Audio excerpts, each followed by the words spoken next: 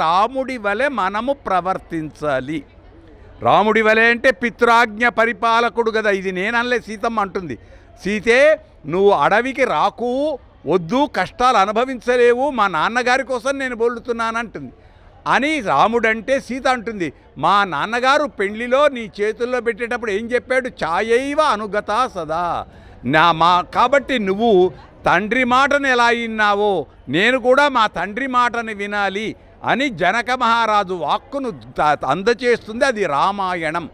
రామస్య అయనం రామాయణం. అంతేకాదు, మా ముఖ్యమైన పేరు సీతాయాశ్చరితం మహత్. గొప్పనైన సీతమ్మ యొక్క చరిత్ర, ఆడపడుచుల యొక్క చరిత్ర, ఆడపడుచులకు విలువ ఇచ్చే చరిత్రనే రామాయణం.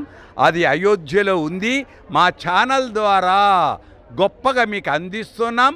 పట్టుకోండి, సేవించండి. తక్షశిల మీడియా ఛానల్ని సబ్స్క్రైబ్ చేయండి, లైక్ చేయండి, షేర్ చేయండి.